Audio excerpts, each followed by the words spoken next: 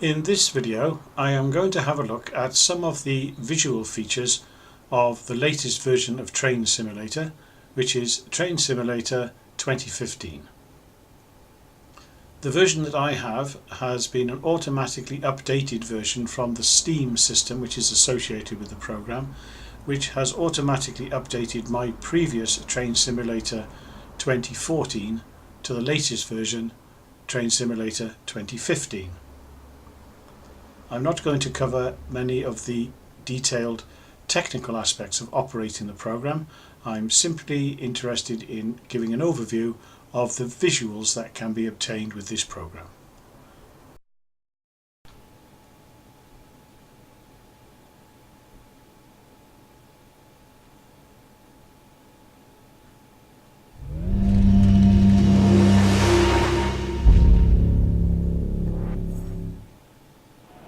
They think driving a train is easy, that anyone can do it.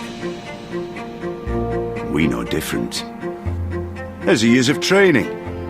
The controls, complex, unique. Quick, read the signal.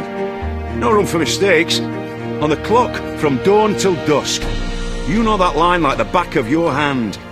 Every stop, every bend, every hill, every sign. No 2 days are the same, and no 2 trains are the same. Thousands of tons and hundreds of souls, all relying on you. Manage the brakes, control the speed, and what speed? Heart-pounding, adrenaline-rushing, eye-watering, breathtaking speed. There is a place where everyone is free to test their mettle, to master their machines, where skills are learned and instincts are honed. A place where drivers perfect their craft on every type of train, over every terrain. So join us. We're ready when you are. We are many. We are rail fans. Train Simulator 2015. Master your machines.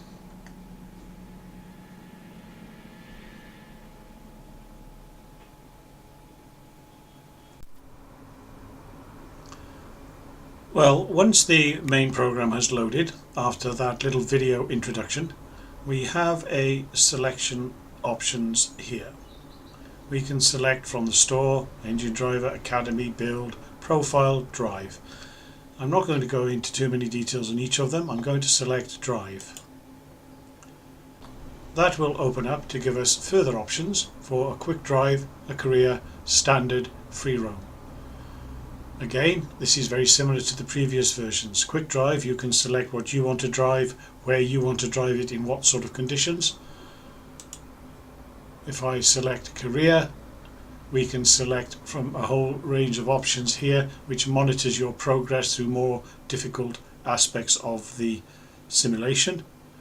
I can select standard, which will again give me a selection of choices to make types of locomotives, types of trains, various routes. Or I can select free roam, where once again I can select where I want to go, at what time, in whatever weather. I'm going to select quick drive to start with, and I'm going to select from the locomotives that I have. So if I click locomotives, it will open up a panel and it will show me all the various locomotives that I have in my particular collection. I have previously here selected the GWR King class steam locomotive, and I've selected King George V with a Cornish Riviera, and that is what is now showing. If I now go to the route I wish to drive on, I can select from any that I have installed. I have Somerset, Dorset, East Coast, Marias Pass, Cajun, Isle of Wight, London to Brighton, Three Country Corner route, Great Western.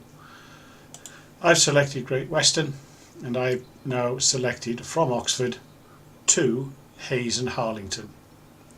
I then go to the bottom selection and I select whether I want to go summer, autumn, winter, spring. I will select summer. I can select the various sorts of weather: cloudy, foggy, rain, stormy, overcast, cloudy and snow, clear. I'll leave this at clear, 10 o'clock in the morning. And so we now select start, and the program will load up my selections.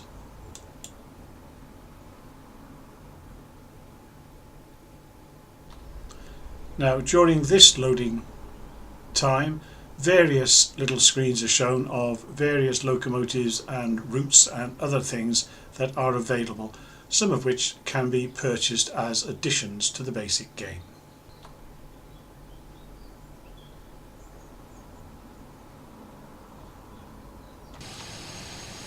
Okay, once the program has loaded, you will get this basic screen. This is similar as to the previous versions. The bottom control panel here can be removed by pressing F4, so you can put it on or take it off as you wish, and you can select to make the driving easy or more difficult depending on your skill level. There are basically three main controls: brakes, forward and reverse, and power. These controls vary by type of locomotive.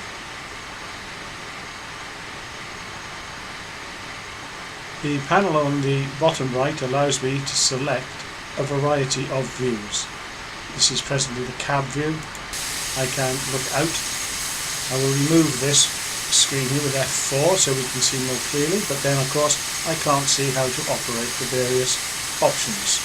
So I can look to the left, I can look to the right, I can look outside the locomotive, I can look above the locomotive. From the above but rear view, I can get a passenger view on certain trains at certain times. I can move up and down the train so that I can see more or less depending what I want. I can have a coupling view so that I can look when I need to couple to or from carriages or trucks. I can get an overhead view, like an aerial view, and I can zoom in and zoom out. So I will go back to the main view.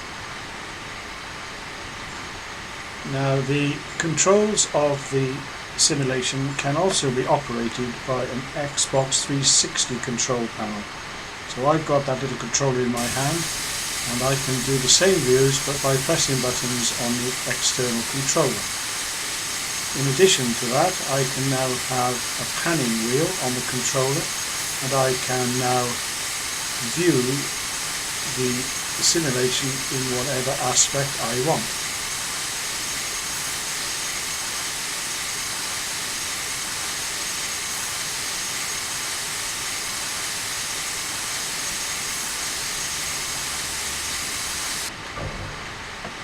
Okay, let's get the basics of moving any locomotive, though these will differ locomotive to locomotive. I first of all need to decide whether I'm going forward or backwards. So I can push this reverser forward. I can do that with a mouse or the keyboard, or I can use one of the controllers on the Xbox controller, as you can see now. I then need to release the brakes. I can do that by applying or releasing. I can also do it by moving the correct lever. So, for example, when I do this here, the brake lever is operating above me. If I wish, I can actually do that by using the mouse. This is all personal preference. Once I'm ready to move, I just need to apply power. Now I will go to the outside view and we will see the locomotive moving.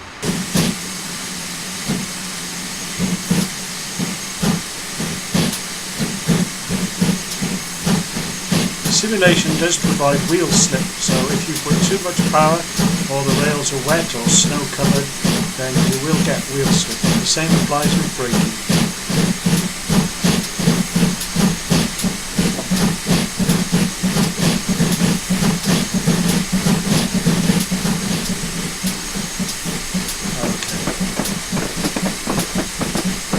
we'll just take the principles here. So I'm now moving, and I need to bring it to a stop. Obviously, I have signals and points to consider. Points are normally automatically set by the simulation for a selected route, but if you are involved with shunting operations or making up a train yourself, you need to set points to switch the direction of travel. Okay, I now need to stop. I need to take the power off, and I need to apply the brakes very gently.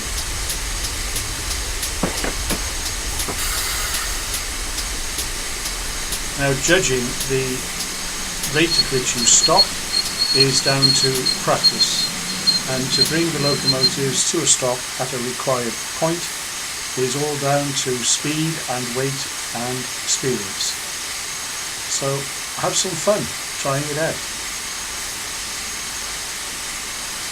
We also, of course, have a whistle.